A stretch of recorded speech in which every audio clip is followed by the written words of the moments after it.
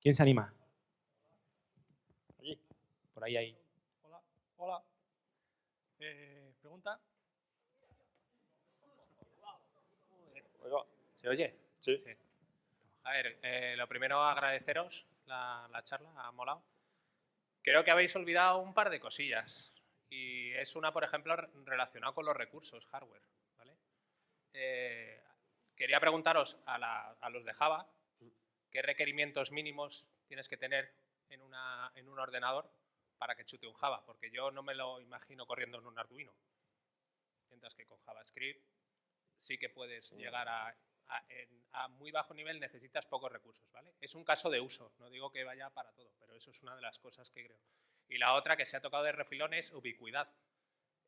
No podéis hacer un SPA con Java. No lo podéis hacer. Entonces, si quieres evitarte el rendering en el servidor, porque quieres hacer cosas en el navegador, solo vas a poder hacer con JavaScript. Entonces, creo que eso también es otro punto que se debería considerar un poquillo. Pero lo de los requerimientos mínimos, me gustaría saber si realmente hay algún tipo de embedded que se haga con Java. ¿Le puedo responder yo? ¿Android? Sí. Android es Java puro. Y Android es un teléfono móvil, un Me procesador. refiero a que gasta microcontroladores, no a un terminal. batería. Más embedded que un teléfono móvil. Brillo y WIF va a ser también Java. O sea, pero en el fondo, si es para sistemas embebidos, toda la gente que yo he conocido que trabaja con sistemas embebidos en serio, no con Arduino, entiéndeme. A ver cómo arreglo esto.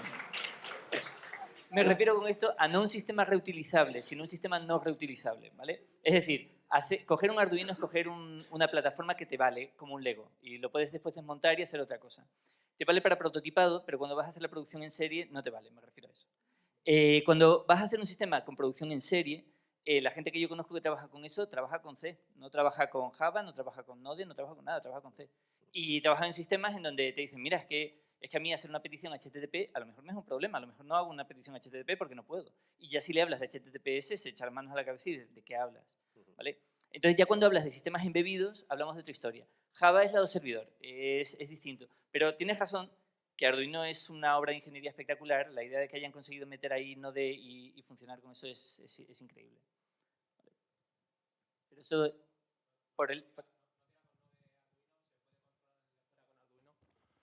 No tira de Node, o sea, lo puedes implementar si quieres, ¿vale? Pero que no es eso. Sí, a lo que voy es que para casos en los que tengas requerimientos de hardware muy precarios, estás pillado con Java, entiendo. Bueno, la promesa de Java era write once and debug everywhere, Sí. ¿no? Bueno, yo creo que hay una especificación, yo no la he usado nunca, que es Java RT, que es Java para real time, que sirve para sistemas empotrados. Java ME también se diseñó para sistemas con pocos recursos porque se ejecutaba en los móviles de antes, esos que no tenían mucha potencia.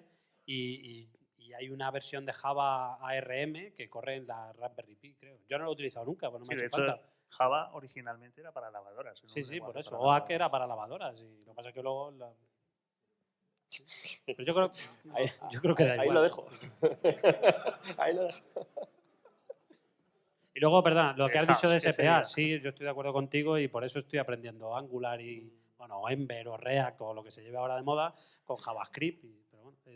Pero creo que eso está motivado por algo que no depende de la ventaja del lenguaje, sino por una imposición tecnológica que viene de lejos y que Google ha intentado meter Dart y no le han dejado. Entonces, pues...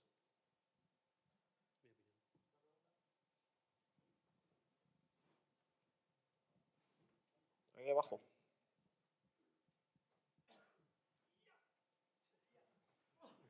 ¿Qué has comido hoy?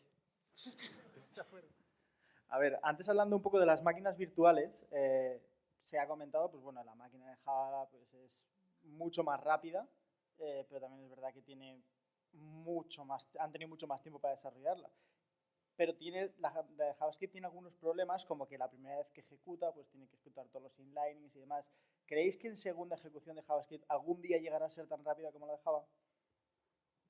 Y yo soy de Java. Vamos, con ECMAScript 6 seguramente y por eso se están haciendo clases y no sé si igual, pero se parecerá. Yo creo que los tipos primitivos ahí juegan un papel importante. Creo que JavaScript no tiene tipos primitivos y Java sí, y eso se puede optimizar mucho más el código máquina. Pero tanto como para que sea relevante, es que es un poco lo que hablábamos. ¿La diferencia de rendimiento va a ser relevante algún día para hacer el tipo de aplicaciones que estamos hablando? ¿Te vas a ahorrar unos cuantos dólares en Amazon? Yo creo que eso no es lo importante es la arquitectura de la aplicación, no tanto eso, bajo mi punto de vista. Está claro, y si yo voy a hacer cálculos intensivos, es que no los voy a escribir en JavaScript, porque el lenguaje se queda corto para eso. Pero es una pregunta, antes tú que estabas jugando con Angular, Angular 2 ya está más orientado a TypeScript en vez de a JavaScript, y probablemente eso será una tendencia que mueva el lenguaje en un futuro a corto plazo. Entonces quería hacer una pregunta, ¿cuánto creéis que tardará JavaScript en tener tipos? Yo creo que infinito. Creo que la comunidad de JavaScript, hablo de oídas, creo que lo intentaron hacer, intentaron meter tipos y no quisieron. Y creo que con los procesos de transpilación, si tú quieres tipos, los tienes en TypeScript, si no quieres tipos, implementas ECMAScript 6. Entonces yo creo que va a ser una cuestión opcional, que los desarrolladores que quieran tipos lo van a tener. Luego creo que Facebook está haciendo Flow también, que es poner anotaciones para añadir tipos a JavaScript. Entonces yo creo que va a ser una cosa opcional y el estándar nunca los va a tener, es mi punto de vista. No lo sé. Bueno, esto es tirar de oráculo. O sea, bola de cristal no tenemos ninguno. Yo creo y espero, o sea, que se respeten las cosas. Porque, o sea, yo es que hace pocos años me sentaba en esas sillas, ¿vale? Y si yo estoy aquí hoy es por convencimiento personal de que me he puesto a programar en JavaScript y he descubierto una cosa que lastimosamente no se cuenta en ningún lado. Y es que la programación insegura es, o sea, mola mogollón, o sea, te da espacio, no, lo digo completamente en serio, te da espacio a hacer unos ejercicios programáticos que son súper interesantes, ¿vale? Yo se lo pasé a estos y me dijeron que era un ladrillo y tal, porque claro, iban a perder toda la batalla. Bueno, la cosa es que hay muchas cosas que en programación en JavaScript se pueden hacer precisamente porque es inseguro. Además es una cosa que llama la atención porque yo creo que esos son argumentos muy manidos y que además a veces son un poco tramposos. Porque yo nunca he oído un programador de C criticar que puedas hacer comilla a comilla más 22. Eso no le ha molestado nunca a nadie en C y será la hostia. Pero ahora esto mismo se hace en JavaScript y JavaScript es una mierda. Entonces no está ahí el detalle, pero el hecho de considerar, por ejemplo, que un objeto en caliente, por ponerte un ejemplo, se pueda cambiar, te invita a que tú puedas construir arquitecturas adaptativas. Es decir, que en función de consideraciones ambientales evolutivas en tiempo de ejecución, sin parar la máquina, puedas adaptar los objetos, ¿vale? Y eso da lugar a arquitecturas adaptativas más centradas en la orientación a componentes que en la orientación a objetos, que es súper interesante, ¿no? Y claro, entonces eso evidentemente a los puristas, a los talibanes de la tipificación fuerte, pues no les gusta, ¿no? Y yo creo que desde ese rol es lógico pensar que no gusta, ¿no? Pero si eres capaz de despojarte de esas vestiduras, que además muchas veces son impuestas culturalmente, pues hay muchísimas ventajas en eso, en hacer un sistema que adapte solo. Como consecuencia, simplemente por citar un poco por mi experiencia personal, las arquitecturas que son más adaptativas conducen a unos sistemas en general más sencillos y con menos artefactos. Pongo un ejemplo. Tú para adaptar una clase en Java necesitas utilizar el patrón proxy o adaptor o como alguno de estos, ¿no? Es decir, pues es un artefacto por delante. Esto significa que en las arquitecturas de Java están los artefactos de dominio, ¿no? del espacio de dominio, y en el espacio de la solución hay muchísima polución de objetos. Y en JavaScript, sin embargo, no, porque como los objetos son maleables, los contratos son muy flexibles, pues eso tiene sus ventajas.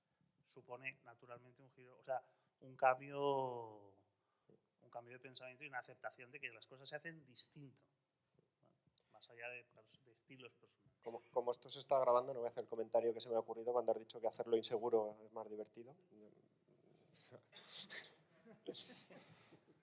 Se está grabando, ¿no? Antes comentabas de los tipos en Angular. Angular es una de las librerías que hay en JavaScript. A mí me encanta JavaScript, o sea, yo trabajo con las dos. Pero me refería sobre todo a TypeScript, como, Sí, como un ambiente que posiblemente al futuro de JavaScript. Sí, pero quiero decir, TypeScript ya venía de antes de Angular. Entonces es una de las iniciativas que hay. Pero igual que tienes TypeScript apoyándose en Angular ahora para conseguir mayor tracción, pues también tienes por otro lado React, tienes por otro lado Web Components, y son diferentes iniciativas que hay dentro del mundo de JavaScript. Yo no diría que es ni siquiera mayoría la cantidad de gente que quiere ir hacia un mundo de tipado. Y hay mucha gente que ve forzar el tipado en JavaScript o incluso incluirlo, lo ven como una tendencia a parecerse a Java. Y hay bastante reacción en cuanto a eso. Entonces, yo sinceramente no lo veo. A largo plazo no lo veo. A mí particularmente hay cosas en el ECMAScript 6 que no me gustan y no las pienso usar.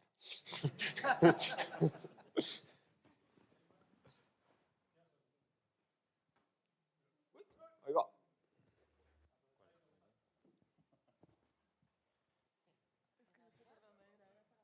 ¿Quién era?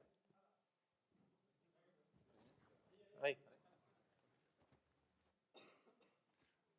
¿Qué dependencia tiene Node con respecto al motor que creó Google? Es decir, en Java tiene la dependencia de lo que quiere hacer Oracle, pero Node.js depende mucho del motor.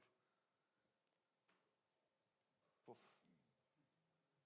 No sé, la vida de Node ha sido bastante azarosa. Se han peleado, se han vuelto a juntar, han cogido, no sé. Yo creo que sí. Ahora Microsoft está intentando cambiar la máquina virtual, intentar introducir la suya en lugar del V8. No. Yo creo que el trabajo de cambiar la máquina virtual de Node y poner otra cosa en vez de V8 no es trivial. Porque están muy vinculados a cómo se hace en V8 para empotrarte o extenderlo. Entonces, eso atraviesa casi todo. O sea, si tú ves el código de Node, es un montón de JavaScript y un montón de C, de C++. Pues toda la parte de C++ está muy ligada a cómo es el API de V8. De hecho, han tenido muchos problemas simplemente cuando en V8 han cambiado ciertos detalles.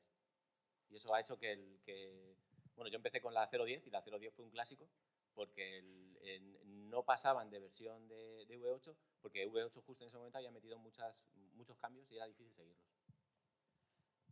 Yo creo que la tendencia es a que Chakra, la máquina virtual de Microsoft, implemente la interfaz de V8 para que sea fácil hacer ese porting.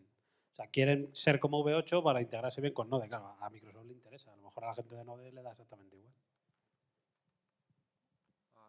Un par de preguntillas por aquí, si me permitís.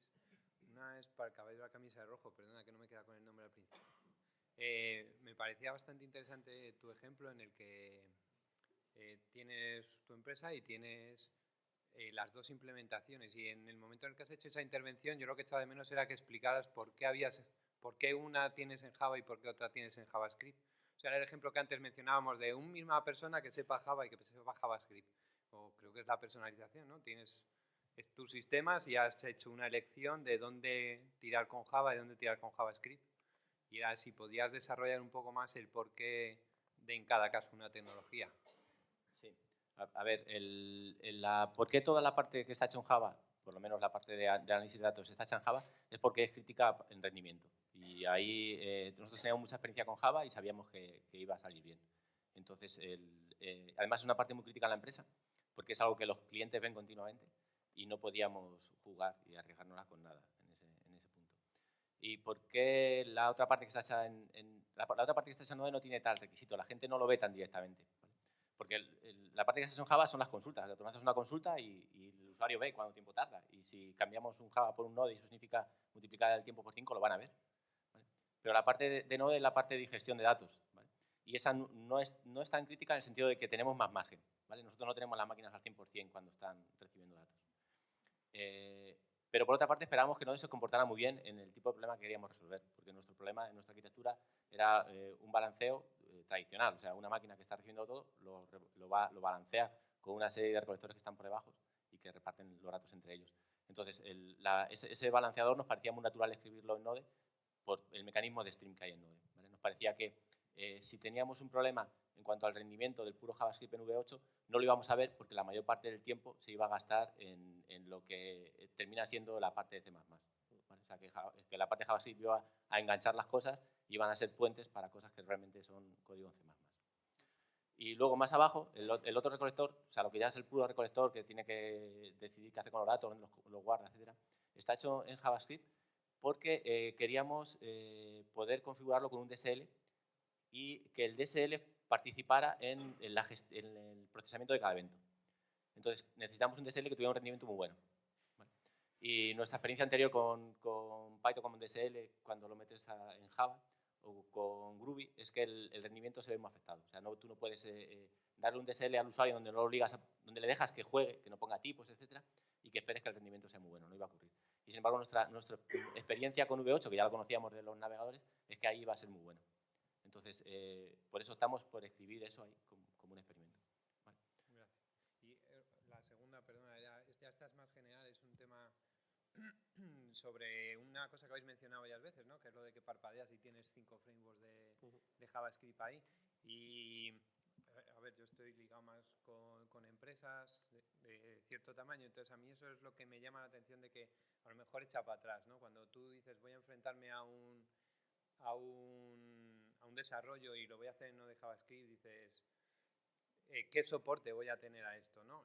Te enfrentas, por un lado tienes tu servidor de aplicaciones empresarial que te da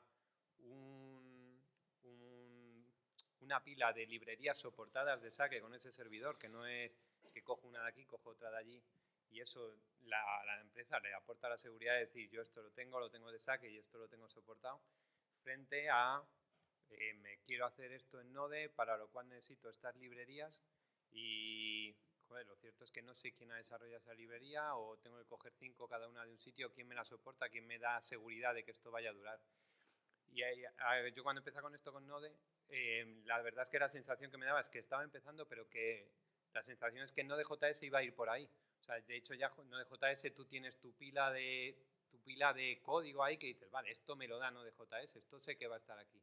Ya si tenéis esa idea o si va a ir por ahí los tiros de que Node.js poco a poco pueda ir ampliando ese stack que él te da de saque, de tal manera que no tengas que perderte por el NPM sabiendo que, bueno, con la incertidumbre de qué librerías puedes llegar a usar, cuál es el soporte o quién las ha hecho. O sea, yo creo que en Node.js hay una cantidad de mierda.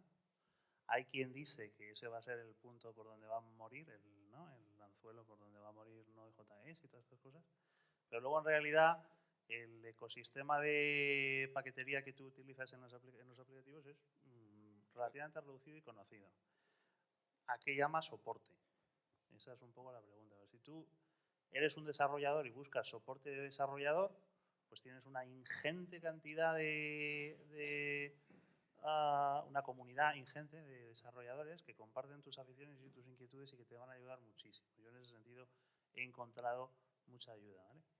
Y si lo que tú por soporte te refieres, un poco refiriéndote a la gran empresa, es que tú eres un arquitecto jefe o un gerifante con corbata y lo que necesitas es un teléfono al que a las 3 de la mañana llamar, ¿vale? Es decir, necesitas un oracle al que echar la bronca, pues probablemente eso no lo tengas y a mi modo de ver no creo que lo tengas porque parece ser que las pautas van hacia una comunidad más abierta, yo creo que las políticas son distintas. En ese sentido creo que la comunidad de JavaScript y Java no se parecerán nunca, porque JavaScript no es un código para la gran empresa. No vas a tener, yo creo, nunca un oracle que te dé el soporte ese de aguantar al tío que te está pegando berridos, con o sin sentido, con o sin razón, en el que descargar las responsabilidades de cuando una cosa se cae. Pero comunidad en JavaScript, hay muchísima comunidad que soporta, no tienes más que entrar en Stack Overflow. Yo en mi experiencia trabajando con Node, es verdad que NPM tiene el potencial de ser un caos, pero la experiencia es que funciona mejor que cualquier sistema de paquetes del resto de herramientas. Mira que yo soy fan de Python, pero es que es la parte que más odio de Python, el pip, el easy install o los entornos virtuales o sea, realmente es muchas veces empezar a trabajar en un proyecto es un follón hasta que tienes todas las dependencias montadas. Esa frustración del primer momento en Node no la he tenido nunca. Siempre haces npm install, te baja todo en la versión correcta, no tienes interrelaciones con otros proyectos que puedas estar haciendo en ese momento y funciona bien. Y es eso, sí, hay paquetes, Express, no sé, los paquetes de uso más genérico que funcionan fenomenal y luego sí, tienes alguna librería rara que ha hecho alguien por ahí que a lo mejor te encuentras con menos problemas. Pero eso, el tiempo de respuesta en Stack Overflow es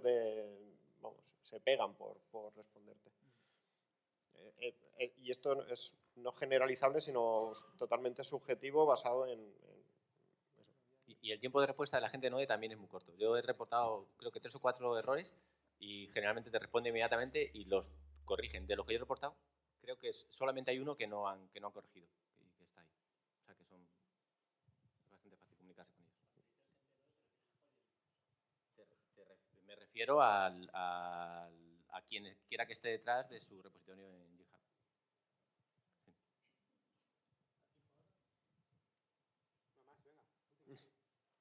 Quería preguntar yo sobre frameworks asíncronos en Java, sobre todo la parte de Java. ¿Alguna vez habéis trabajado con ellos? ¿Tenéis experiencia con ellos frente a lo que ofrece Node.js? Yo he estado jugando un poquito con AK y con Vertex y Vertex tenía muchísimo más consumo de memoria que AK, ¿vale? Hicimos la misma aplicación, un prototipo de chat en grupo, implementada con AK, implementada con Vertex, y AK iba muchísimo mejor con Java que Vertex, por ejemplo. Y no he probado otros, Ratpack y esos no los he probado. Pues eso.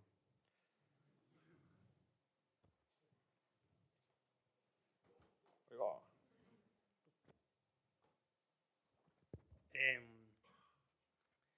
Mi experiencia, al final, cuando tienes problemas grandes, la estrategia que muchas veces se sigue es dividirlo en problemas pequeños, ¿no? Y para eso yo creo que en lenguajes tipados, al final usas clases, interfaces, lo que quieras, ¿no? Entonces, yo ahora he empezado un poco con Node y tal, y he hecho, me preguntaba un poco más hacia Node, ¿cómo dividís los problemas en problemas más pequeños con cierta seguridad? En este sentido entiendo que interfaces, APIs, te en pueden paquetes ayudar. de NPM y módulos, ¿no? Perdona, que te he interrumpido, pero... Yo hago más o menos lo que hago en Java, lo que podrías hacer en Java. Lo único que tienes más margen porque puedes implementar puedes llevar ciertos problemas a funciones, que muchas veces lo necesitas en Java y ahí tienes que hacerlo de métodos estáticos, etc. Y tiendo a hacer mucha orientación a objetos y JavaScript, aunque por ahí se diga que no se puede hacer tanto como Java o más. Y también lo que tiendo a hacer es tener traits en algún sentido, ¿vale? Y generalmente lo que hago es implementarme yo los propios míos, porque implementarte un sistema de traits en JavaScript es trivial. Y eso te da más flexibilidad, porque puedes jugar más con el código. Pero en definitiva, tengo clases que están implementando una interfaz. Sí, el concepto de interfaz no está reificado, no es un elemento tangible en el lenguaje, y eso está claro. Pero originalmente, originalmente es que una interfaz es un patrón de diseño. Que otra cosa es que luego nativamente Java lo implemente, pero la interfaz no es una cosa. Y entonces, ¿que echas de menos las interfaces en JavaScript o en Node y tal? Sí, perfecto. Pero existen otros artefactos que lo simulan perfectamente. Entonces, yo soy un defensor a ultranza de que cuando uno aprende un lenguaje o un paradigma a través de un lenguaje, tiene que prestar mucha atención a la pragmática de uso de ese lenguaje. Es decir, vale, no tenemos tipos fuertes y no tenemos interfaces y tal, ¿no? Pues antes de pegarle una patada al balón, vamos a ver cuál es el equivalente, ¿no? Cómo se hace una descomposición. Ahí tienes pues clausuras, tienes muchas más herramientas de la programación funcional, por ejemplo, que se suelen utilizar. Tienes caballos de batalla de la orientación a objetos que se acercan más, como decía antes, a la programación en componentes. Están los traits, los mixins, los roles. Bueno, se pueden hacer muchos modelos de programación que te ayudan a hacer esa descomposición perfecta. Eso iba a decir, que a veces se dice que JavaScript no es orientado a objetos y yo creo que no hay ningún lenguaje más orientado a objetos. O sea, realmente no es orientado a clases y Java sí que es orientado a clases, porque para hacerte el main tienes que crear una clase, o para casi todo tienes que hacer una clase y luego crear los objetos. Y en JavaScript lo que no necesitas es la clase, pero los objetos los tienes siempre, ¿no? Entonces, lo que pasa es que te da otras herramientas para realmente resolver el mismo problema, ¿no? La herencia, que es un poco lo que se echa de menos, o una jerarquía compleja, lo que se echa de menos en JavaScript, al final es una herramienta para reutilizar código, ¿no? Para aplicar los mismos algoritmos de ordenación a objetos distintos, o para el mismo objeto hacerle distintas cosas, ordenarlo, imprimirlo, guardarlo, serializarlo y lo que sea, ¿no?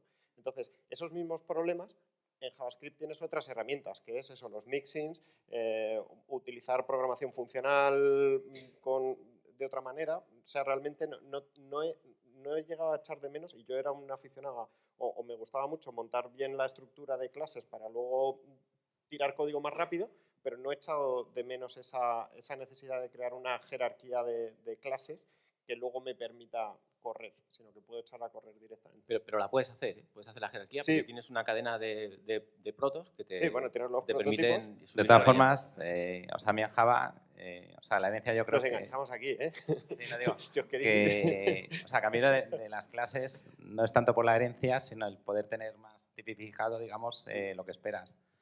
Hay otro lenguaje, y también una cosa importante es que las clases no están reñidas con los tipos dinámicos. O sea, por ejemplo, Ruby tiene clases y es dinámico. O sea, lo que sí es una peculiaridad de JavaScript es lo del prototyping. Por ejemplo, en Ruby puedes hacer prototyping perfectamente, súper fácil, pero a nadie se le ocurre hacerlo porque... un segundo, yo creo que la clave... ¿Si me dejas terminar? Un segundo. O sea, por un lado está el concepto de clases o no clases y luego el tipado dinámico estático. Entonces, o sea, yo creo que de la herencia en Java, o sea, una de las cosas malas de Java es que se tiende a abusar muchísimo de la herencia cuando sería mucho mejor con composición, pero no es problema de Java, es problema de hacer una herencia cuando no tendrías que hacer una herencia. Pero lo que os digo, para mí el concepto de clase aglutina mucho mejor los conceptos de cuando quieres tener cosas relacionadas, que desde luego lo puedes hacer con prototyping, pero es más artificial, creo.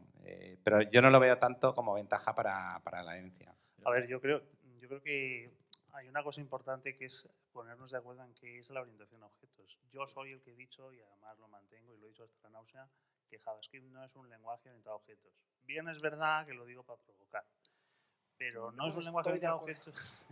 No es un lenguaje orientado a objetos por una sencilla razón, porque ¿qué es la orientación a objetos? La orientación a objetos es la idea de hacer un diseño centrado en extensiones, donde tu ejercicio como arquitecto es establecer cuáles son los puntos potenciales de extensión liscoviana, ¿no? Los puntos donde hay variabilidad en el código, y allí en lugar de poner una clase concreta pones una clase abstracta con una interfaz y entonces abres un abanico de variantes, ¿vale? Entonces, ¿eso se puede hacer en JavaScript? Por supuesto que sí.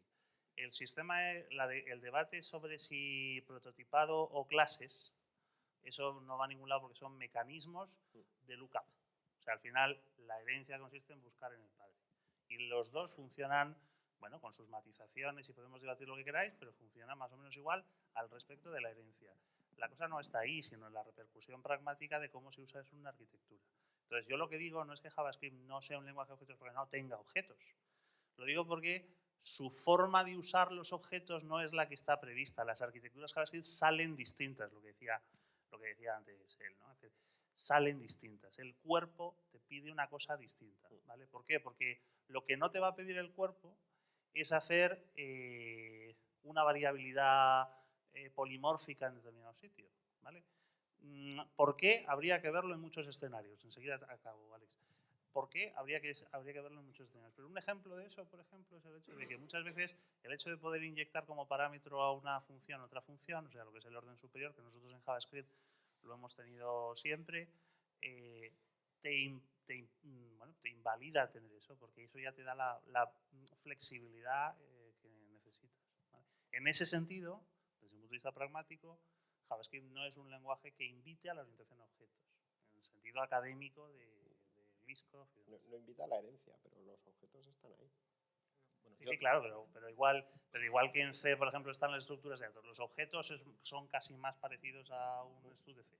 Bueno, yo no estoy de acuerdo con ninguno de los dos, ¿eh? Yo creo que en JavaScript puedes hacer orientación a objetos sin ningún problema. Y de eso te recomendaría que empezaras por ahí, porque te vas a sentir más cómodo y luego ya irás descubriendo otras cosas. Y otra cosa muy importante que yo creo que hay en JavaScript que no tienes en Java es que tú puedes calcular al principio de tu programa. O sea, cuando tú escribes un programa en Java, ese es el programa y eso es lo que va a ejecutar. Pero cuando tú escribes un programa en JavaScript, tienes una oportunidad de ejecutar antes de que empiece tu programa. Porque es algo que está ejecutándose, que está vivo. Entonces tú puedes tener una primera etapa en donde preparas tu programa y dejas lo que realmente va a ejecutar, ¿vale? Y eso es una cosa muy interesante, porque son programas que están más vivos, que se construyen cuando arrancan.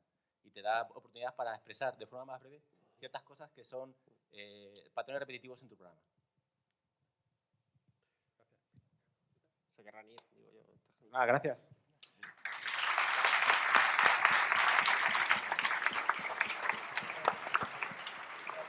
Bueno, ¿Quién ha ganado? ¿Quién ha ganado? Bueno, está claro que ha ganado JavaScript. O sea. David, ¿quién ha ganado? Cuidado. Hemos terminado. El micro. Bueno, pues ahora el que se quiera, muchas gracias por venir a todos. Un martes a esta hora, estar aquí a las 9 de la noche. Y el que se quiera quedar a tomar algo, una mirinda o algo, pues vamos a buscar un salón de boda para meternos todos. Y el que no, pues muchas gracias por venir. Lo grabaremos y lo colgaremos en la web de Autentia. Muchas gracias.